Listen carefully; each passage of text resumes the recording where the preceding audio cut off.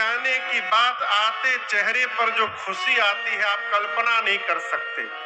सारा शरीर का, घुटने का, कमर का दर्द गायब।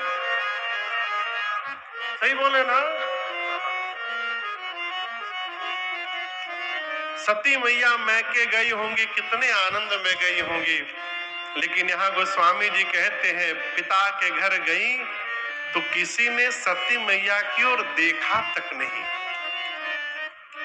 दक्ष ने पहले से त्रास देकर रखा है, आ गई तो कोई बात नहीं करेगा उससे, कोई मिला नहीं। लेकिन एक मिली। कौन मिली जानते हैं? सती मैया को जन्म देने वाली उनकी मां मिली। देखिए, संसार आपका त्याग कर दे लेकिन मां कभी त्याग नहीं कर सकती है। इसलिए भगवान से भी पहले आदर अपनी मां का करना चाहिए, क्योंकि मां है तो ये संसार है।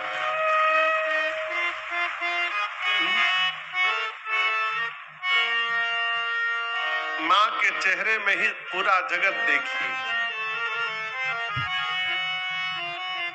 कोई दुनिया में चेहरा देखता है, कोई चेहरे में दुनिया देखता है।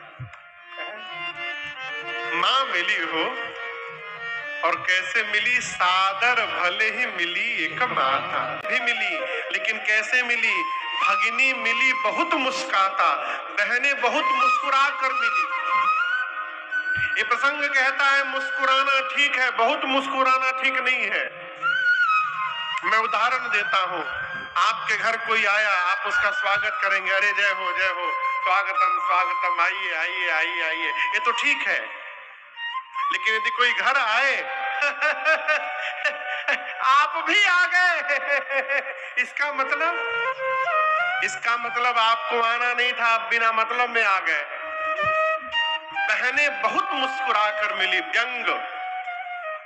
सती मैया कोई फर्क नहीं पड़ा। सती मैया ने अपनी मां से कहा, मां यज्ञ मंडप की परिक्रमा लगा लूं? आदेश मिला। सती मैया ने जाकर परिक्रमा लगाया और परिक्रमा मंडप में सभी देवताओं के लिए स्थान निर्धारित है और मेरे पति रुद्र के लिए कोई स्थान नहीं। पिता के घर में अपने पति भगवान शिव का अपमान मां बर्दाश्त नहीं कर पाए। तो स्वामी जी कहते मां का शरीर क्रोध की अग्नि में भड़क उठा।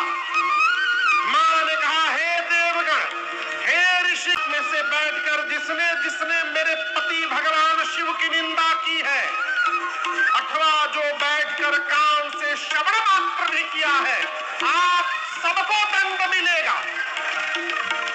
मर्यादा कहती है जिस सभा में शंकर की, श्री हरि की और संत की निंदा हो रही हो, यदि अपने भुजाओं में शक्ति है तो निंदा करने वाले दो, यदि शक्ति नहीं है तो कान बंद करके सभा से चले जाओ। मेरे पति केवल पति नहीं है, शंकर जगत के पिता हैं और आज इस मंदमती मेरे पिता ने मेरे पति का अपमान किया है। आज के बाद मैं इसकी बेटी के रूप में जीवित नहीं रहूंगी। इतना कह के सती मैया ने दाहिने पांव के अंगुष्ठ से योगाग्नि को प्रज्वलित कराकर और अपने आप को जलाकर वही भस्म कर दिया। शरीर क्रोध की अग्नि में भड़क उठा, दहकने लगा। नारद जी जाकर भगवान शंकर को बताएं, बाबा को आया क्रोध, जटा से केश निकाल कर धरती पर पटके वीरभद्र प्रकट हुए। वीरभद्र को भगवान ने कुपित करके भेजा है। वीर यज्ञ के आचार्य भृगु जी की दाढ़ी नोच ली। एक देवता थे जिनका नाम था पूसा। भगवान शंकर की निंदा के समय खिलखिला के हंस रहे थे। उनके मुख पर ऐसी मुष्टिका मारा, सारे दांत टूट गए। किसी का आंख फोड़ा, किसी का पांव तोड़ा।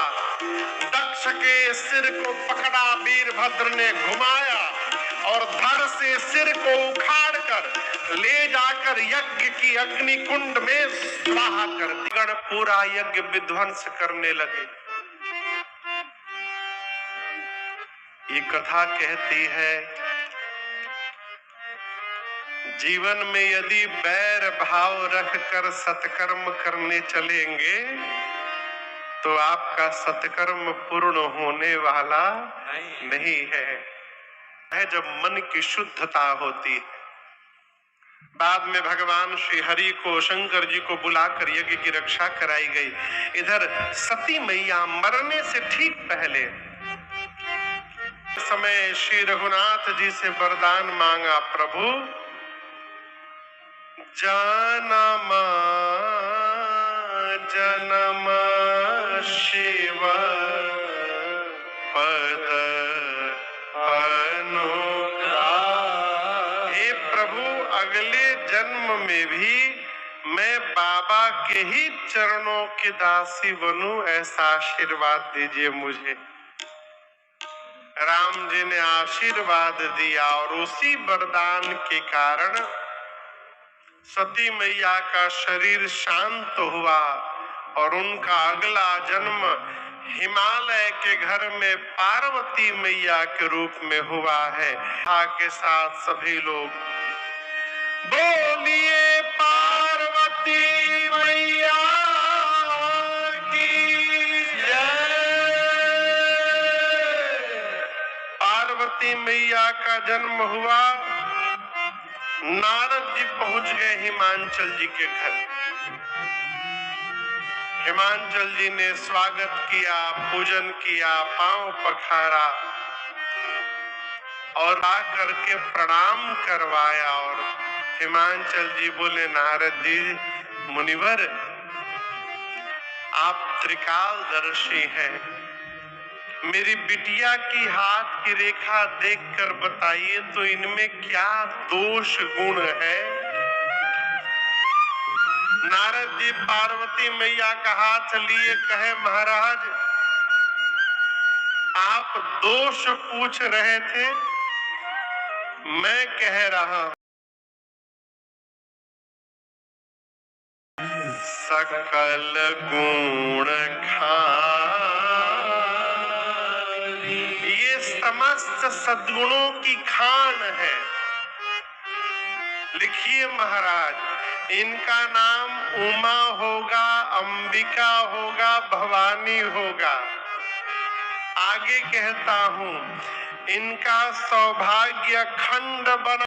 आगे सुनिए, संसार की जितनी स्त्रियां हैं, आपके बेटी के ही नाम का स्मरण करके अपने जीवन में पाती